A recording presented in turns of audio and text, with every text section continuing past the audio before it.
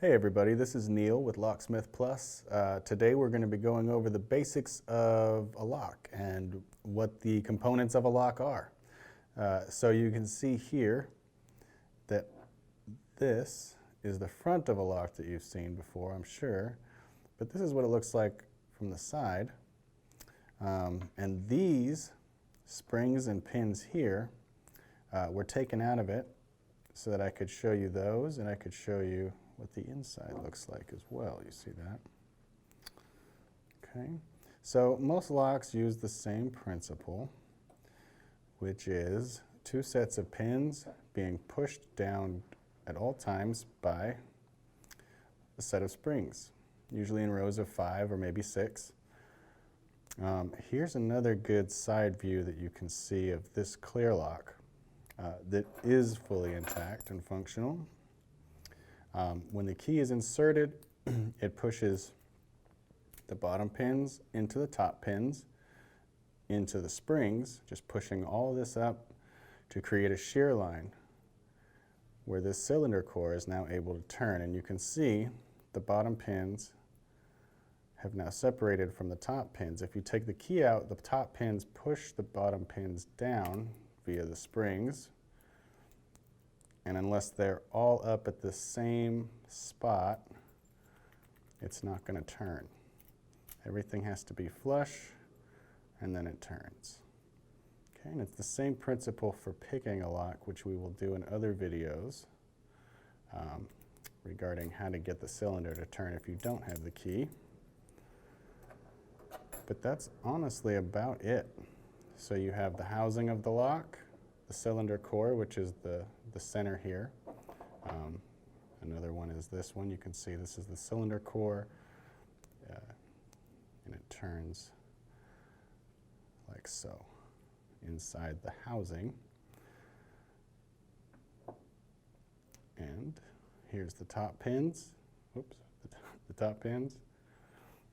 Okay, if I can back that up a second. We're going to have to cut and paste that one. Yeah, okay, yeah. Start I pointed to the springs and I was talking about the pins. Okay, start off, maybe we should restart it. Maybe we should, unless you remember where you left off, we're going to have to restart the whole thing for this one. Okay. So, yeah. Well, let me see something. Okay, it's not too, looks good. Yeah, it looks good. All right, cool. Okay.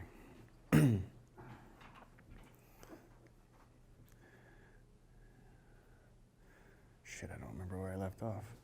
Yeah, I'll probably have to restart it. Okay. Hey everyone, this is Neil here with Locksmith Plus. Today we're going to be going over the basics of a lock, the components of a lock, and the basic function of a lock. I have a couple examples here that have already been taken apart, and this one is clear so that you can see how the lock functions inside where you usually can't see. So you have the springs, the top pins, and the bottom pins all in a line, pushing down, and you can see when you insert the key that it pushes the pins up against the springs. When you create that shear line, they call it, you can turn it and you see the bottom pins separate from the top pins so that your cylinder core turns. If even one pin is off, it will not turn. Okay? For other ways to get the lock open, such as picking, see our other YouTube videos. But for now, we're just going over the components. And it really is that simple. Now, this is the lock up here that I took apart. Simple mortise lock. Cylinder core turns easily because there is no pins, no springs. Thus a useless lock. But here's your springs, your top pins, your bottom pins, and that's really all there is to it, to the basic lock. Okay, so there you have it. That's all there is to it. For other videos regarding picking or bumping, check our other YouTube videos. But as far as understanding the function of a lock, that is all there is to it.